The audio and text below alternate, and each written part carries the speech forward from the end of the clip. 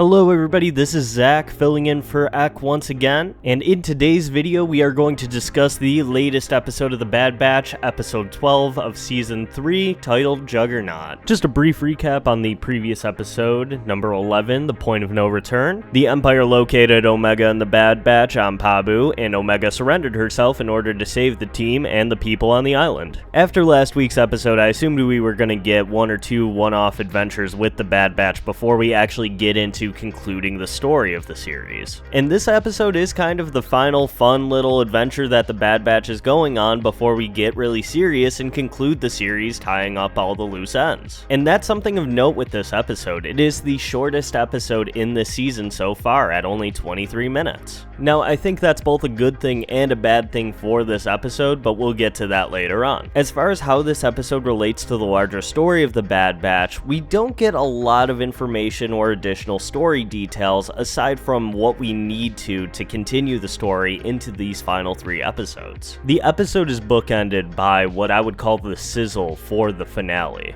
This focuses on Omega's return to Mount Tantiss, interacting with Dr. Hemlock and Amari, and finally being revealed to all of the Force-sensitive children who we saw 2 episodes ago. Now, this was kind of my least favorite aspect of this episode. The episode ends as if we're going to get some kind of grand reveal from Dr. Hemlock, although all we get is information we already had from a few episodes ago and assumptions that we could make about what's going on at Mount Tantiss. Though I think there could be something interesting that they're building up to with all of these Force-sensitive children and Omega's introduction into this group following her brief training with Ventress. I think it goes without saying that the final couple episodes are going to lead to some kind of assault on Mount Tantiss from the Bad Batch and other clones or characters that we've met throughout the entire series run. Our next 3 episodes are titled Into the Breach, Flash Strike, and The Cavalry Has Arrived. Now, there's a lot of debate on Omega's Force sensitivity, whether or not she will become a Jedi, what will happen from here. My take has been that this will be a character who is very sensitive to the Force, understanding of it, but will not go through the training to become a Jedi.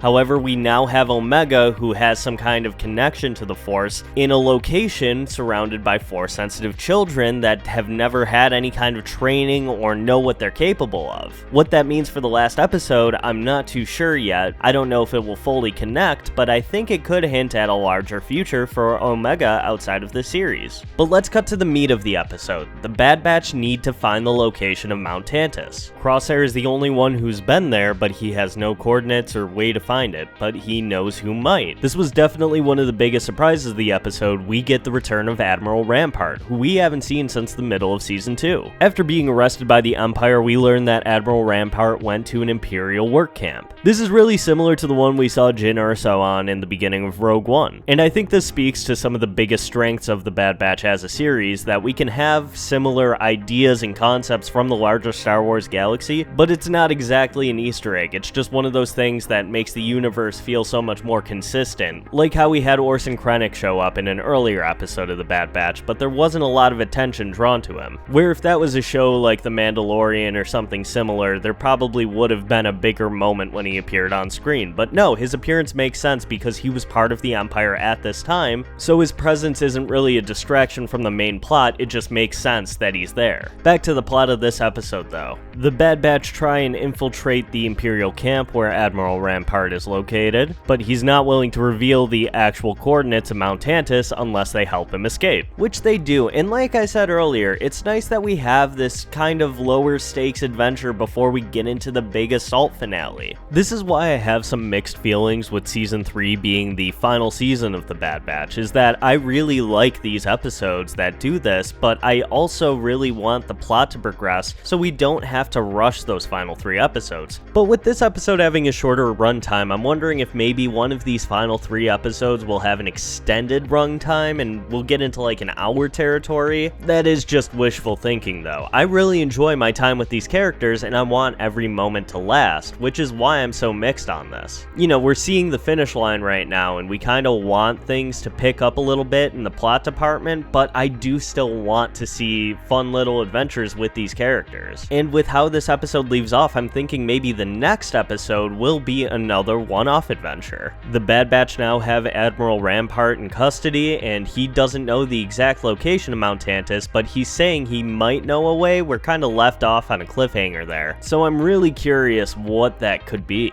I've seen some theories that say maybe Thrawn is the answer, but I'm not going to bank on that. I am not going to expect to see Thrawn in the last couple episodes of The Bad Batch, although it would be really cool, especially right before Tales of the Empire comes out. But yeah, that's pretty much it for the plot of this episode. We don't get a lot of big plot revelations or information on what the last 3 episodes will be, but I think what we have here is a pretty solid Bad Batch episode. However, we do get a few interesting details, such as Omega returning to Mount Tantiss and the return of Admiral Rampart, which I do want to talk about a little bit. I've been seeing a lot of speculation on whether or not Rampart will be the Bad Batch's version of an Agent Kallus figure from Rebels, the Empire antagonist that was made up for the series but will eventually become a protagonist later on. And I don't think that this is the case at all. Kallus had a lot of character development from the start of Rebels until the ending. He had a whole season of being a protagonist. And even when he was making that transition, the audience really felt for Kallus. Right now, Rampart isn't really a beloved character the same way Kallus was. Even in this episode, he's still very unlikable, and you could tell that he's only helping out the Bad Batch for his own release. If he made a heroic turn in these last couple of episodes, I would feel like it was very unearned compared to Kallus. Though I am looking forward to seeing him in the next couple of episodes. I think he is an interesting character, and I really want to know what they have planned for him. Most characters that we've seen leave the Empire normally make the rebellion turn, but with no rebellion and no real allegiance to anybody, what will happen to this character? We'll have to wait the next 3 weeks to find out exactly what they have in store for us, but what did you think of this episode of The Bad Batch? Did you love it? Did you hate it? Let us know in the comments down below. For me, it was kind of a mixed bag. I really liked certain aspects of this episode, and I thought it was a fun adventure, but I don't think the last couple of episodes were the right place to set this. As for what we have in store for next week, let me know what you think will happen down below too. I'm really curious to see what people think about this, because there really are so many different possibilities for what they could do. But that's going to do it for this video. Thank you all for watching. Make sure you subscribe. Ek will be back in a few days. I hope you enjoyed my takes on the Bad Batch, and we will see you in the next video.